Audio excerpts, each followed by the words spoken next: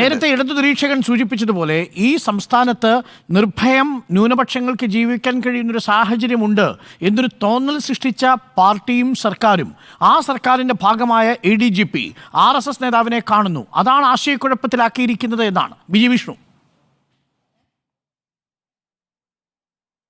അല്ല, RSS നേതാക്കളെ കണ്ടാൽ സംസ്ഥാനത്ത് ആശയക്കുഴപ്പം ഉണ്ടാകും, ന്യൂനപക്ഷങ്ങൾ ഭയമുണ്ടാകും എന്നൊക്കെ നിങ്ങൾ പറയുന്നത് അടിസ്ഥാനരഹിതം തന്നെയാണ്. പല സംസ്ഥാനങ്ങളിലും ന്യൂനപക്ഷങ്ങളുണ്ടല്ലോ, അവിടെയെല്ലാം RSS ഉണ്ടല്ലോ.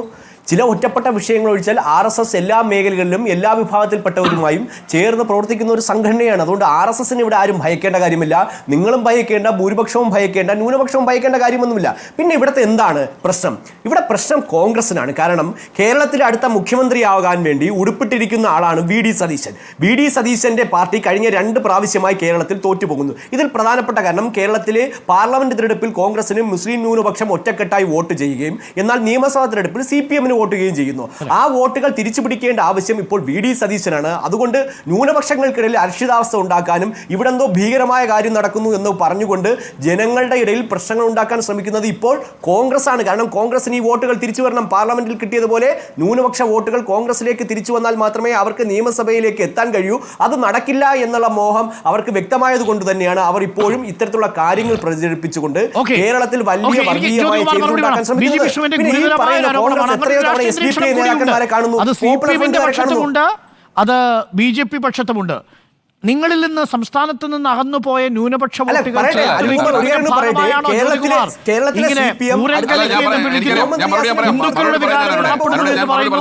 ADGPയുടെ സന്ദർശനത്തെ നിങ്ങൾ വലിയ ചർച്ചയാക്കി മാറ്റുന്നു.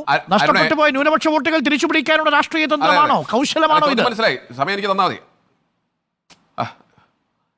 ചോദ്യം എനിക്ക് മനസ്സിലായി. കഴിഞ്ഞ റൗണ്ടിൽ തന്നെ എനിക്ക് BJPയുടെ പ്രതി പറഞ്ഞതിന് മറുപടി പറയാനുള്ള അവസരം താങ്കൾ തന്നിരുന്നില്ല. അതുകൊണ്ട് തന്നെയാണ് ഞാൻ അസ്വസ്ഥത പ്രകടിപ്പിച്ചുകൊണ്ടിരുന്നത്. നോക്കൂ, ഇവിടെ അദ്ദേഹം തുടക്കത്തിൽ പറഞ്ഞതാണ് ഈ ചർച്ചയിൽ പോലും BJPയുടെ പ്രതി ഒരു ഘട്ടത്തിൽ ഒരു 10-15 ഒരു ഘട്ടത്തിലും സംസ്ഥാന സർക്കാരിനെയോ CPMനെയോ എതിർക്കാൻ തയ്യാറായിട്ടില്ല. അപ്പോഴും മുതൽ കോൺഗ്രസിനെ ആക്രമിക്കുന്നത് എന്തുകൊണ്ടാണ്? നോക്കൂ, അദ്ദേഹം പറഞ്ഞ എന്താണ്? RSS പത്രസമ്മേളനം നടത്തുന്ന പതിവില്ല.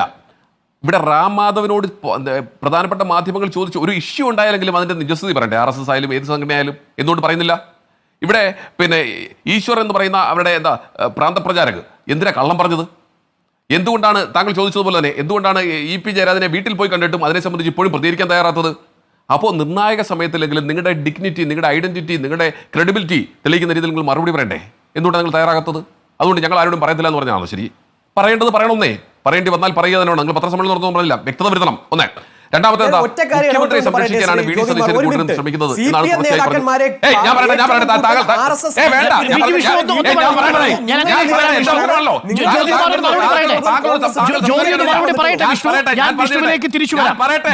എന്നാണ് ഒരു കാരണവശാലും പറ്റില്ല. ഞാൻ പറയട്ടെ. അപ്പോ ഇവിടെ എന്താ പ്രശ്നം? ഇവിടെ പിന്നെ VD സതീശൻ പിന്നെ മുഖ്യമന്ത്രിയെ സംരക്ഷിക്കാൻ ശ്രമിക്കുന്നു എന്നാണ് പറയുന്നത്. ഇവിടെ PV അൻവർ എന്താ ഇവർ PV അൻവറെ കുറിച്ചും ഉണ്ടാത്തത്? PV അൻവർ തൊടുത്തുവിട്ട ഭൂതം, ആ വിവാദം ഒരു ഇടതുപക്ഷ MLA തന്നെ, ഭരണകക്ഷി MLA തന്നെ വിവാദപരമായ സ്റ്റേറ്റ്മെന്റ്സ്, അദ്ദേഹം പറഞ്ഞിരിക്കുന്ന ഗൗരവമുള്ള വിഷയങ്ങൾ നമ്മൾ എത്രയോ ദിവസമായി ചർച്ച ചെയ്തുകൊണ്ടിരിക്കുന്നു. അതുമായി ബന്ധപ്പെട്ട് കോൺഗ്രസും പിന്നെ ഐക്യജനാധിപത്യ മുന്നണി എടുത്തുള്ള സമരപരിപാടികൾ, പോഷക സംഘടനകളുടെ അടുത്തുള്ള സമരപരിപാടികൾ, നിങ്ങളുടെ യൂത്ത് മാർച്ചിന്റെ തന്നെ നിങ്ങൾ യുവമോർച്ച പോലും ഇന്നാണ് നടക്കുന്നത്.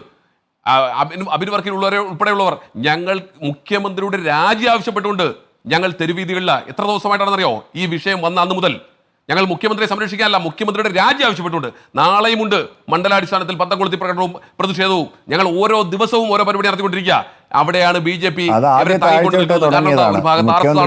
എന്നിട്ട് വന്നിരുന്നു. ഞാൻ പറയട്ടെ, ഇവിടെ ഘോരഘോരം ചുമ്മാ എഴുതേ, ചുമ്മാ കോളേജെല്ലാം പഠിപ്പിക്കാൻ നോക്ക്. ഇവിടെ പറയുന്നത് കേൾക്ക്. ഇവിടെ കൃത്യമായി അപ്പോൾ ഇത്തരത്തിൽ മുഖ്യമന്ത്രിയെ സംരക്ഷിക്കാനല്ല ഞങ്ങൾ നിൽക്കുന്നത്, മുഖ്യമന്ത്രിയുടെ രാജി ആവശ്യപ്പെട്ടുകൊണ്ടാണ് ഞങ്ങൾ നിൽക്കുന്നത്. ഒന്ന്. രണ്ടാമത്തേത് ഇപ്പൊ പറയുന്ന കാര്യം എന്താ പറയുന്നത്?